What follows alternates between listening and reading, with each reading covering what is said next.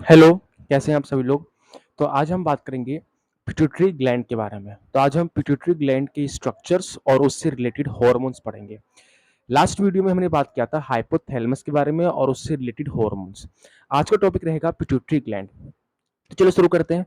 तो first of all तो ये पता होना चाहिए कि पिट्यूटरी ग्लैंड ह्यूमन की बॉडी का सेकंड स्मॉलेस्ट एंडोक्राइन ग्लैंड होता है। तो क्या है आज का टॉपिक हमारा? Pituitary gland. पिट्यूटरी ग्लैंड आज का टॉपिक है हमारा। तो फर्स्ट ऑफ ऑल तो ये पता होना चाहिए कि जो पिट्यूटरी ग्लैंड है ये ह्यूमन के बॉडी का second smallest endocrine endocrine gland होता है। ठीक है, तो फर्स्ट ऑफ ऑल तो ये पता होना चाहिए आप लोगों को कि एंडोक्राइन की पिट्यूटरी ग्लैंड ह्यूमन की बॉडी का सेकंड स्मॉलेस्ट एंडोक्राइन ग्लैंड है। ह्यूमन की बॉडी का सबसे स्मॉलेस्ट एंडोक्राइन ग्लैंड कौन सा है? Pineal gland. सेकंड नंबर पे कौन सा स्मॉलेस्ट एंडोक्राइन ग्लैंड है? Pituitary gland. ठीक है, नाउ अगर बात करें इसकी पोजीशन की कि ये ह्यूमन बॉडी में कहां सिचुएट होता है, तो ध्यान सुनना। ह्यूमन बॉडी के अंदर जो पिट्यूटरी ग्लैंड है ये हमारे ब्रेन का जो बेस होता है, ये हमारा ब्रेन है पूरा, तो हमारे ब्रेन का जो बेस होता है, बेस, इसमें एक बटरफ्लाई शेप्ड बोन होती है। इस बटरफ्लाई शेप्ड बोन को हम कहते हैं स्फिनोइड बोन। ठीक है, तो बच्चों इस स्फिनोइड बोन में एक छोटा सा होल होता है। इस स्फिनोइड बोन में एक छोटा सा होल होता है जिसे हम कहते हैं सेला टर्सिका। क्या कहते हैं इसको हम? सेला टर्सिका। इसी सेला टर्सिका में इसी सेला टर्सिका में हमारा पिट्यूटरी ग्लैंड प्रेजेंट होता है। तो क्या इसकी पोजीशन है कि जो पिट्यूटरी ग्लैंड है ये ह्यूमन बॉडी के ब्रेन के बेस पर होता है। ह्यूमन बॉडी के ब्रेन के बेस पर एक बटरफ्लाई शेप्ड बोन होती है जिसे हम स्फिनोइड बोन कहते हैं। इस स्फिनोइड बोन में एक छोटा सा होल होता है जिसे सेला टर्सिका कहते हैं, और इसी छोटे से होल सेला टर्सिका में हमारा पिट्यूटरी ग्लैंड सिचुएट रहता है। तो यह है exact position in human body pituitary gland की। तो सिंपल सी लाइन में कह सकते हो कि ये हमारी बॉडी के ब्रेन का जो बेस होता है, बेस, उसमें ये प्रेजेंट होता है। ठीक है ना। अगली बात करें अगर इसकी शेप की, किसकी? इसकी अगर शेप की बात करें कि इसका शेप कैसा होता है, तो ये ध्यान रखना है कि ये एक पी शेप्ड ग्लैंड होता है। क्या सा होता है? ये एक पी शेप्ड ग्लैंड होता है, और इसका जो वेट होता है वो अप्रोक्स 0.6 ग्राम के आसपास होता है, यानी एक मटर के दाने के समान इसका वेट होता है और उसका शेप होता है। तो ये ध्यान रखना है कि पिट्यूटरी ग्लैंड ह्यूमन की बॉडी की सेकंड स्मॉलेस्ट एंडोक्राइन ग्लैंड है। ये हमारे ब्रेन के बेस पर प्रेजेंट होती है। ठीक है, ये एक पी शेप्ड ग्लैंड है जिसका वेट अप्रोक्स 0.6 ग्राम के आसपास होता है। आई होप ये बात आपको समझ आई हो। ना अगर बात करें इसके ओरिजिन की, इसका ओरिजिन कैसा होता है, तो पिट्यूटरी ग्लैंड जो होता है ये एक्टोडर्मल ओरिजिन होता है। क्या होता है? Ectodermal in origin. क्या होता है ये? एक्टोडर्मल इन ओरिजिन होता है। इसका मतलब क्या होता है? जब कोई भी ह्यूमन अपने मदर के यूट्रस में जब वो अपने एम्ब्रियोनिक स्टेज पर होता है, तो ड्यूरिंग एम्ब्रियोनिक स्टेज उसके अंदर 3 लेयर बनती है, एक्टोडर्म, मेसोडर्म एंड एंडोडर्म। उनमें से एक लेयर है एक्टोडर्म। ये तीनों लेयर मिलकर क्या करती है? बॉडी की टिश्यूज को बनाती है। तो उनमें से जो लेयर है एक्टोडर्म, वो पिट्यूटरी ग्लैंड फॉर्म करती है। इसलिए कह देते हैं कि पिट्यूटरी ग्लैंड का जो ओरिजिन होता है वो एक्टोडर्मल होता है। हालांकि आप ये सब क्लास 12th में पढ़ोगे सेक्सुअल प्रोडक्शन इन ह्यूमंस में, बट फिलहाल के लिए इतना आप याद रखिए कि पिट्यूटरी ग्लैंड का जो ओरिजिन होता है that is ectodermal in origin. ठीक है ना, तो ये बात ध्यान रखना है। अगली बात यहाँ पे ये आती है कि जो पिट्यूटरी ग्लैंड है इसको हम बॉडी का मास्टर ग्लैंड कहते हैं। क्या कहते हैं इसको हम? बॉडी का मास्टर ग्लैंड। क्यों कहते हैं? देखो, पिट्यूटरी ग्लैंड से निकलने वाले जितने भी हॉर्मोन्स हैं ये क्या करते हैं? हमारी बॉडी के अदर एंडोक्राइन ग्लैंड जैसे thyroid gland, adrenal gland, testis, ovaries वगैरह से निकलने वाले हॉर्मोन्स के सिक्रेशन को कंट्रोल करते हैं। कौन? ये जो पिट्यूटरी ग्लैंड से निकलने वाली जो हॉर्मोन्स है, ठीक है ना, कंट्रोल करते हैं। तो यानी कि बाकी के जो अदर एंडोक्राइन ग्लैंड है बॉडी के अंदर वो इसके अंडर काम करते हैं। ठीक है ना, यही रीजन है कि पिट्यूटरी ग्लैंड को बॉडी का मास्टर ग्लैंड कहा जाता है। क्योंकि पिट्यूटरी ग्लैंड से निकलने वाले जो एंडोक्राइन हार्मोन्स हैं, ये हार्मोन्स क्या करते हैं, बॉडी के अदर एंडोक्राइन ग्लैंड के फंक्शंस को और उससे निकलने वाले हार्मोन्स के सिक्रीशन को कंट्रोल करते हैं। यानी बॉडी की जो बाकी की अदर जो एंडोक्राइन ग्लैंड है, वो इस पिट्यूटरी ग्लैंड के अंडर वर्क करते हैं। यही रीजन है कि पिट्यूटरी ग्लैंड को बॉडी का मास्टर ग्लैंड कहा जाता है। आई होप ये समझ आया हो कि बॉडी का सेकंड स्मॉलेस्ट एंडोक्राइन ग्लैंड है। ये हमारे ब्रेन के बेस पर होता है। हमारे ब्रेन के बेस पर एक बटरफ्लाई शेप्ड बोन होती है जिसे स्फेनोइड बोन कहते हैं। उसमें एक छोटा सा होल होता है जिसे सेला टर्सिका कहते हैं। इसी सेला टर्सिका होल में हमारा पिट्यूटरी ग्लैंड प्रेजेंट होता है। ये एक पी शेप्ड ग्लैंड होता है जिसका वेट अप्रोक्स 0.6 ग्राम होता है। ठीक है ना। इसका ओरिजिन एक्टोडर्मल होता है, फिलहाल के लिए याद रखें। और इसे बॉडी का मास्टर ग्लैंड कहा जाता है क्योंकि बॉडी की बाकी अदर एंडोक्राइन ग्लैंड्स जो होते हैं वो इस ग्लैंड के अंडर वर्क करते हैं। यही रीजन है कि पिट्यूटरी ग्लैंड को बॉडी का मास्टर ग्लैंड कहा जाता है। आई होप ये बात समझ आई हो। तो एक बार इसका स्क्रीनशॉट ले सकते हैं, फिर हम आगे बढ़ेंगे और अब बात करते हैं इसके पार्ट्स की। ठीक है ना। पार्ट्स की अगर बात करें इसके, तो यहां एक बात ध्यान रखनी है, जैसे पिट्यूटरी ग्लैंड हमारी बॉडी की ब्रेन की बेस पर होता है। कौन? Pituitary gland. ये मान लो पिट्यूटरी ग्लैंड है, पिट्यूटरी ग्लैंड ये कहां होता है? ये हमारे ब्रेन की बेस पर सिचुएट रहता है। अभी जो पिट्यूटरी ग्लैंड है बच्चों, ध्यान सुनना, इस पिट्यूटरी ग्लैंड की ऊपर की तरफ क्या होता है? इस पिट्यूटरी ग्लैंड की ऊपर की तरफ होता है हाइपोथैलेमस। क्या होता है? हाइपोथैलेमस। तो ये जो हाइपोथैलेमस होता है ना, वो नीचे से हमारे इस पिट्यूटरी ग्लैंड से कनेक्ट रहता है एक वेन की हेल्प से। किसकी हेल्प से? एक वेन की हेल्प से। उस वेन को कहते हैं हाइपोफिशियल हाइपोफिशियल पोर्टल वेन। तो जब आप अपने एनसीईआरटी बुक में जब इसका डायग्राम देखोगे पिट्यूटरी ग्लैंड का, तो आप ये देखोगे कि पिट्यूटरी ग्लैंड की ऊपर की तरफ होता है हाइपोथैलेमस, और ये हाइपोथैलेमस नीचे से हमारी बॉडी के पिट्यूटरी ग्लैंड से जुड़ा होता है एक वेन की हेल्प से, जिसे हाइपोफिशियल पोर्टल वेन कहते हैं। इस हाइपोफिशियल पोर्टल वेन का काम ये होता है कि जो हाइपोथैलेमस से निकलने वाले जो हॉर्मोन्स हैं, हाइपोथैलेमस से निकलने वाले हॉर्मोन्स पिट्यूटरी ग्लैंड से निकलने वाले हॉर्मोन्स के सिक्रेशन को कंट्रोल करते हैं। ये बात ध्यान रखना है। तो हाइपोथैलेमस से निकलने वाले जो हॉर्मोन्स हैं, वो इसी हाइपोफिशियल पोर्टल वेन की हेल्प से पिट्यूटरी ग्लैंड के पास आते हैं, जो कि पिट्यूटरी ग्लैंड से निकलने वाले हॉर्मोन्स के सिक्रेशन को कंट्रोल करते हैं। तो इस बात को भी आप ध्यान रखेंगे और तुरंत इसे नोटबुक में डाल इस बात को। ठीक है ना। नाउ इसके अगर पार्ट्स की बात करें पिट्यूटरी ग्लैंड की, इसके कितने पार्ट्स होते हैं? तो पिट्यूटरी ग्लैंड की मेजरली दो पार्ट होते हैं। कितने? दो। यस। पहला कौन सा है? तो यहां है पिट्यूटरी ग्लैंड हमारा, दिस इज पिट्यूटरी ग्लैंड। तो पिट्यूटरी ग्लैंड के मेजरली दो पार्ट होते हैं। ठीक है। पहला होता है एडिनो हाइपोफाइसिस, एडिनो हाइपोफाइसिस, और दूसरा जो होता है वो होता है न्यूरो हाइपोफाइसिस। समझ रहे हो ना। तो मेरा सिंपल से लाइन में कहने का मतलब ये है कि ह्यूमन के ब्रेन के बेस पर सिचुएट जो पिट्यूटरी ग्लैंड है, इसके मेजरली दो पार्ट होते हैं। पहला है एडिनो हाइपोफाइसिस और दूसरा है न्यूरो हाइपोफाइसिस। जहां पे एडिनो हाइपोफाइसिस हमारे पूरे पिट्यूटरी ग्लैंड का 75% पार्ट होता है और बाकी का 25% होता है न्यूरो हाइपोफाइसिस। तो इससे एक बात पता चलती है कि एडिनो हाइपोफाइसिस हमारे पिट्यूटरी ग्लैंड का एक लार्जेस्ट पार्ट है, जो कि पूरे पिट्यूटरी ग्लैंड का 75% पार्ट ऑक्यूपाई करती है, और बाकी का 25% पार्ट, सिंपल सी बात है, वो क्या होगा? न्यूरो हाइपोफाइसिस होगा। ठीक है ना। ये बात ध्यान रखनी है, पहली बात। अगली बात कि जो हमारे पिट्यूटरी ग्लैंड का ये जो पार्ट है एडिनो हाइपोफाइसिस, ये फर्दर दो लोब से बना हुआ होता है। पहला होता है इसका कौन सा? एंटीरियर लोब, और दूसरा होता है इसका इंटरमीडिएट लोब। समझ रहे हो ना। तो इस बात को ध्यान रखेंगे। ठीक है ना, इस बात को ध्यान रखेंगे। अगर मैं इसका रफ डायग्राम बनाऊं पिट्यूटरी ग्लैंड का, तो यहां देख सकते हैं आप, जैसे कि इस तरीके से, तो ये पूरा पिट्यूटरी ग्लैंड है। तो एक तो ये इसका पूरा, तो एक तो ये हो गया इसका आगे वाला लोब यानी एंटीरियर लोब, ठीक है, और एक बीच में दिख रहा है आपको, ये है इंटरमीडिएट लोब।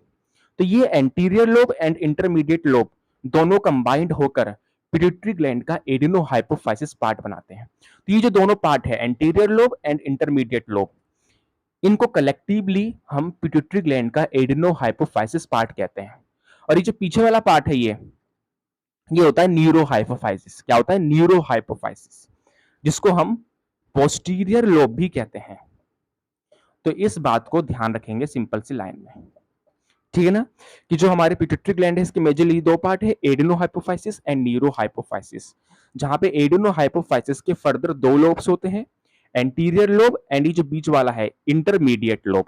इन दोनों लोब को कलेक्टिवली, यानी कि ये दोनों लोब कलेक्टिवली कंबाइंड होके पिट्यूटरी ग्लैंड का एडिनोहाइपोफाइसिस पार्ट बनाते हैं। और जो पीछे वाला जो पार्ट है पिट्यूटरी ग्लैंड का, ये है न्यूरोहाइपोफाइसिस, जिसे पोस्टीरियर लोब भी कहते हैं। आई होप ये बात समझ आई हो। तो सिंपल सी लाइन में ध्यान रखना है कि पिट्यूटरी ग्लैंड के मेजरली दो पार्ट है, एडिनोहाइपोफाइसिस एंड न्यूरोहाइपोफाइसिस। जहां पे एडिनोहाइपोफाइसिस के फर्दर दो लोब होते हैं, दो लोब, एक आगे वाला लोब एंटीरियर लोब और एक बीच वाला लोब इंटरमीडिएट लोब। ये anterior lobe and intermediate lobe दोनों कलेक्टिवली कंबाइंड होके पिट्यूटरी ग्लैंड का एडिनोहाइपोफाइसिस पार्ट बनाते हैं। और जो पीछे वाला पार्ट है इसे न्यूरोहाइपोफाइसिस कहते हैं, या फिर इसको पोस्टीरियर लोब भी कहते हैं। आई होप ये बात समझ आई हो। नाउ इसके अगर हार्मोन्स की बात करें, तो पिट्यूटरी ग्लैंड से टोटल 9 डिफरेंट टाइप्स के हार्मोन्स निकलते हैं। कितने? 9।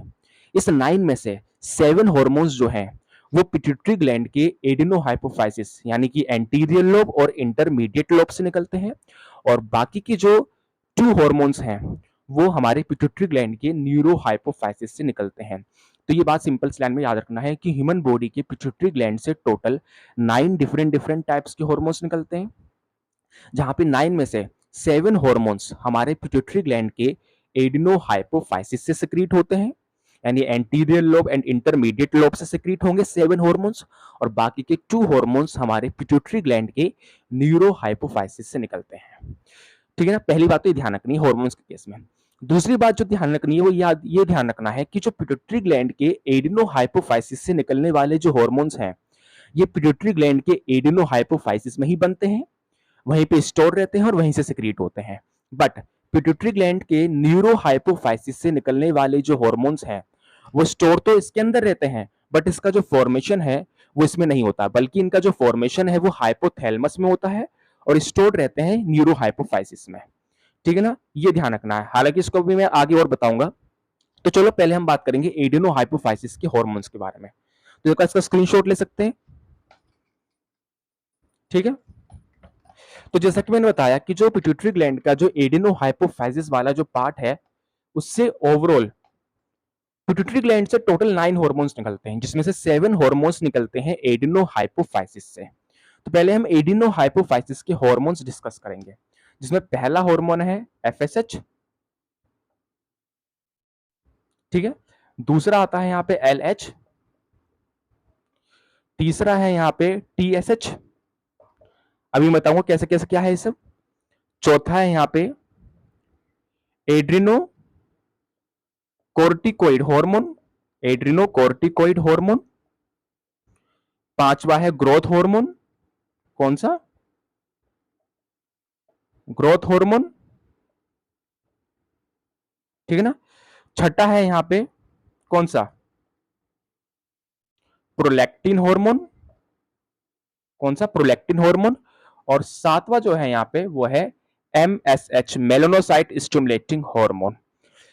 तो ये टोटल 7 डिफरेंट टाइप्स के हार्मोन्स हैं जो कि पिट्यूटरी ग्लैंड के एडिनोहाइपोफाइसिस से निकलता है। कौन कौन सा? पहला है एफएसएच, इसका पूरा नाम है फॉलिकल स्टिमुलेटिंग हार्मोन। दूसरा है एलएच, ल्यूटेनाइजिंग हार्मोन। तीसरा है टीएसएच, थायराइड स्टिमुलेटिंग हार्मोन। चौथा है एडिनोकोर्टिकोइड हार्मोन। पांचवा है ग्रोथ हार्मोन। छठा है प्रोलैक्टिन हार्मोन और सातवां है मेलानोसाइट स्टिमुलेटिंग हार्मोन। तो ये टोटल 7 डिफरेंट टाइप की हार्मोन है जो कि पिट्यूटरी ग्लैंड के एडिनो हाइपोफाइसिस पार्ट से सिक्रीट होता है ब्लड में। पहली बात तो ध्यान रखनी है। दूसरी बात ये ध्यान रखनी है कि जो पिट्यूटरी ग्लैंड के एडिनो हाइपोफाइसिस से निकलने वाले जो हॉर्मोन्स हैं, इन हॉर्मोन्स का जो सिक्रेशन वो हमारे हाइपोथैलेमस से निकलने वाले हॉर्मोन्स के कंट्रोल में रहता है। समझ रहे हो ना? तो इस बात को ध्यान रखेंगे, जो कि मैंने लास्ट वीडियो में बताया था हाइपोथैलेमस में। एक बार उस वीडियो को जरूर देखें, उसका मैं लिंक इस वीडियो के डिस्क्रिप्शन में दे दूंगा। तो चलो इन हॉर्मोन्स के फंक्शंस देखते हैं। तो पहला है, ध्यान सुनना, पहला है एफएसएच, फॉलिकल स्टिमुलेटिंग हार्मोन। इस हार्मोन का जो फंक्शन है मेल में और फीमेल में अलग अलग होता है। ठीक है, फॉलिकल स्टिमुलेटिंग हार्मोन जो होता है ये मेल के अंदर क्या करता है, मेल के अंदर क्या करेगा, स्पर्म की फॉर्मेशन में हेल्प करेगा। ठीक है ना, यानी प्री मैच्योर स्पर्म से मैच्योर स्पर्म की फॉर्मेशन में हेल्प करेगा। और फीमेल के अंदर ये जो हार्मोन है ये उनके फॉलिकल्स के ग्रोथ में हेल्प करेगा। किसके? फॉलिकल्स। अब ये क्या होते हैं, देखो, फीमेल के ओवरी के अंदर कुछ स्पेशलाइज्ड स्ट्रक्चर होते हैं जिन्हें फॉलिकल्स कहते हैं।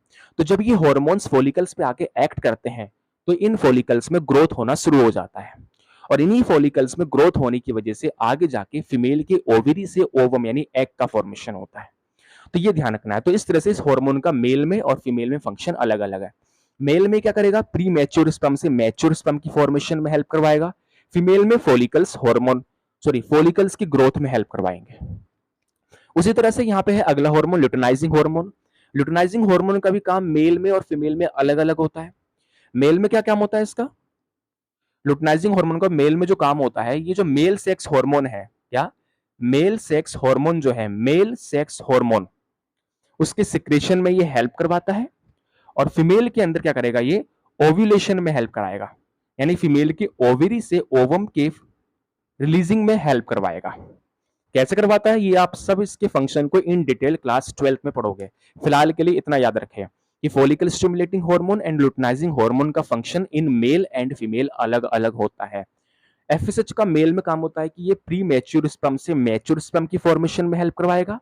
फीमेल में इसका काम क्या होता है कि फीमेल के ओवरी के अंदर कुछ स्पेशलाइज्ड स्ट्रक्चर होते हैं जिन्हें फॉलिकल्स कहते हैं, जहां पे ये एफएसएच जब इन फॉलिकल पे आके एक्ट करता है तो ये ग्रोथ करते हैं ताकि आगे जाके ओव्यूलेशन हो पाए। लुटिनाइजिंग हार्मोन मेल में क्या करेगा, मेल सेक्स हार्मोन के सिक्रेशन में हेल्प करवाएगा यानी टेस्टोस्टेरोन। और फीमेल में क्या करेगा ये हार्मोन, उनके ओव्यूलेशन यानी ओवरी से ओवम रिलीज कराने में हेल्प करवाएगा। ठीक है, अगला है टीएसएच, थायराइड स्टिमुलेटिंग जो हार्मोन जो होते हैं ये थायराइड ग्लैंड पे एक्ट करते हैं। क्या करते हैं ये, थायराइड ग्लैंड पे एक्ट करते हैं। कौन? Thyroid stimulating hormone. जहां पे ये थायराइड स्टिमुलेटिंग हार्मोन क्या करते हैं, थायराइड ग्लैंड से निकलने वाले जो थायरोक्सिन हार्मोन है उसके सिक्रेशन को ये क्या करते हैं, स्टिमुलेट करते हैं। कौन? Thyroid stimulating hormone. इसके नाम में लिखा है थायराइड स्टिमुलेटिंग हार्मोन।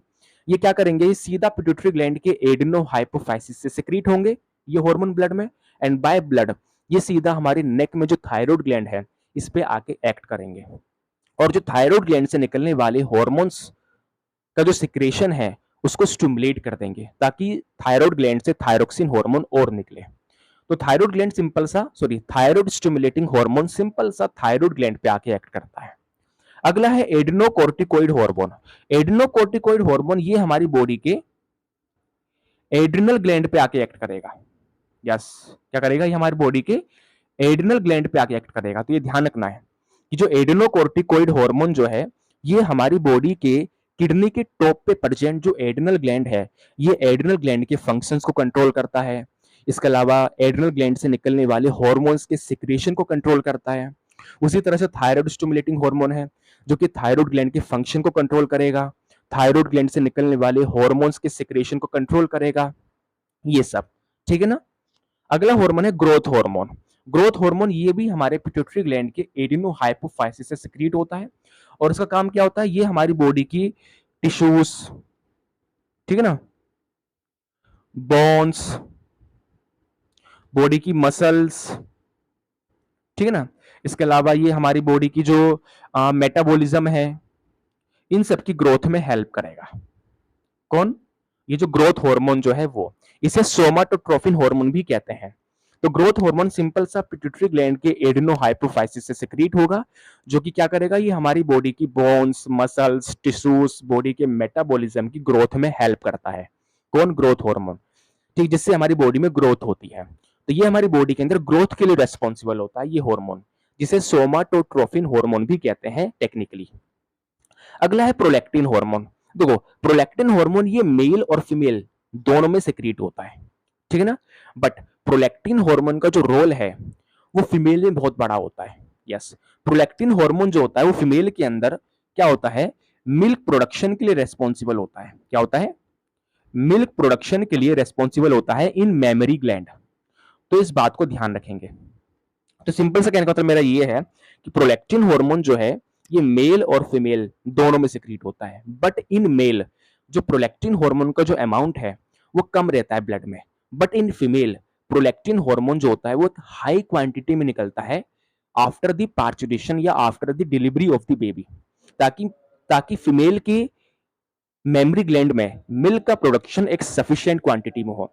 तो सिंपल से लाइन में कह सकते हैं कि ये फीमेल्स के अंदर मिल्क प्रोडक्शन के लिए रेस्पॉन्सिबल होता है, ठीक है। तो इस बात को ध्यान रखेंगे। अगला है यहाँ पे मेलानोसाइट स्टिमुलेटिंग हार्मोन, MSH। ये हमारी स्किन में मेलानिन हार्मोन की फॉर्मेशन के लिए रेस्पॉन्सिबल होता है। किसके लिए? मेलानिन पिगमेंट के लिए रेस्पॉन्सिबल होता है फॉर्मेशन के लिए। कौन? Melanocyte stimulating hormone. और ये हमारे पिट्यूटरी ग्लैंड के एडेनोहाइपोफाइसिस का जो इंटरमीडिएट लोब जो बताया था मैंने आपको, इंटरमीडिएट लोब, ये इंटरमीडिएट लोब से निकलता है। और ये बाकी के जो हार्मोन्स हैं सारे ये निकलते हैं एंटीरियर लोब से। इसका काम क्या होगा? ये हमारी स्किन के अंदर मेलानिन पिगमेंट की फॉर्मेशन के लिए रेस्पॉन्सिबल होता है, और आप सभी जानते होंगे मेलानिन कलर के लिए रेस्पॉन्सिबल होता है। तो इस तरह से पिट्यूटरी ग्लैंड का जो एडेनोहाइपोफाइसिस पार्ट है उससे टोटल 7 डिफरेंट टाइप्स की हार्मोन्स निकलते हैं। और मैंने ये बताया था कि एडेनोहाइपोफाइसिस के 2 लोब हैं, anterior lobe and intermediate lobe, जहां पे 7 में से बाकी के जो 6 हार्मोन्स हैं ये एंटीरियर लोब से निकलेगा, और जो आखिरी जो हार्मोन है MSH, मेलानोसाइट स्टिमुलेटिंग हार्मोन, ये इंटरमीडिएट लोब से निकलेगा। तो एंटीरियर लोब से टोटल 6 हार्मोन्स निकलते हैं, इंटरमीडिएट लोब से टोटल 1 हार्मोन निकलता है। टोटल 7 हार्मोन हो गए। तो इसलिए कहा जाता है कि पिट्यूटरी ग्लैंड के एडेनोहाइपोफाइसिस से टोटल 7 हार्मोन्स निकलते हैं।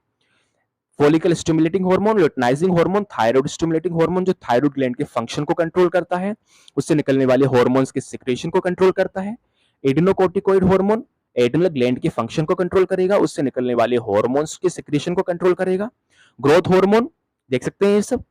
प्रोलैक्टिन हार्मोन मिल्क प्रोडक्शन के लिए रिस्पॉन्सिबल होता है in females after the delivery of the baby. And आखिरी है मेलानोसाइट स्टिमुलेटिंग हार्मोन, ये मेलानिन की फॉर्मेशन के लिए रिस्पॉन्सिबल होता है। आई होप ये आपको समझ आया हो। नाउ हम बात करेंगे पिट्यूटरी ग्लैंड के पोस्टीरियर लोब से निकलने वाले हार्मोन्स की। तो एक बार स्क्रीनशॉट ले सकते हैं इसका। तो दूसरा जो पार्ट होता है पिट्यूटरी ग्लैंड का वो होता है न्यूरोहाइपोफाइसिस। दूसरा जो पार्ट है पिट्यूटरी ग्लैंड का उसका नाम है क्या? न्यूरोहाइपोफाइसिस। कौन सा? न्यूरो हाइपोफाइसिस, जिसे कॉमनली हम क्या कहते हैं? Posterior lobe. तो इससे 2 हार्मोन्स निकलते हैं। यस, पहला होता है ऑक्सीटोसिन।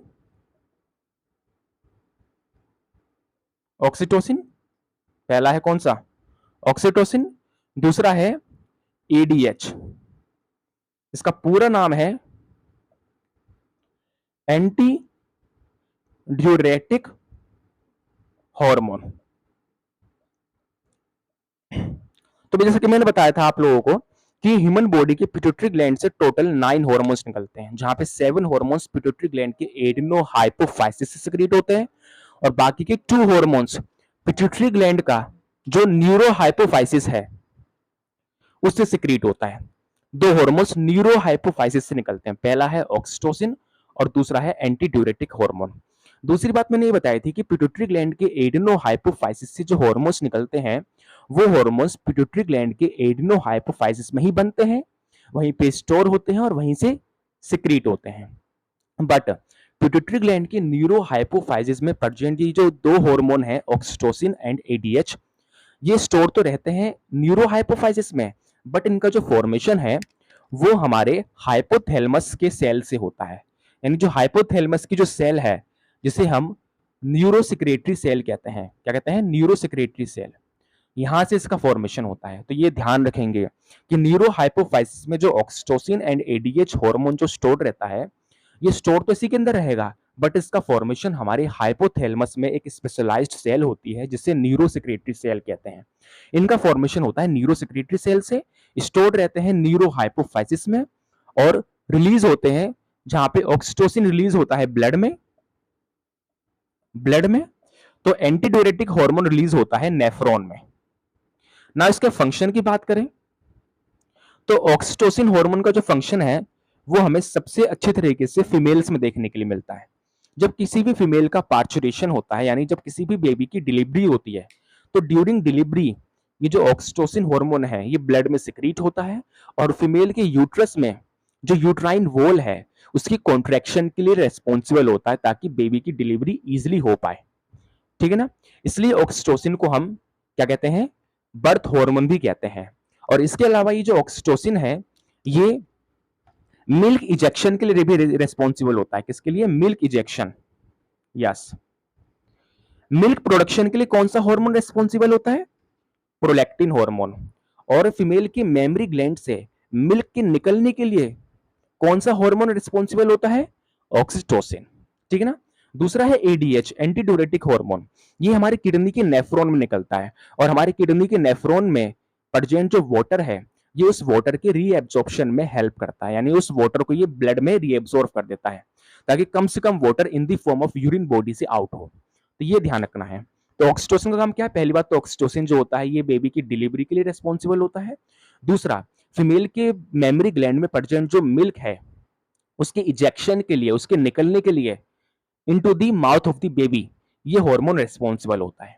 एडीएच क्या करता है, ये किडनी के नेफ्रॉन में निकलता है और इसका काम क्या है, किडनी के नेफ्रॉन में प्रेजेंट जो फिल्ट्रेट जो है उस फिल्ट्रेट में जो वाटर है उस वाटर को ब्लड में ही भेज देता है ताकि कम से कम water in the form of urine body से आउट हो।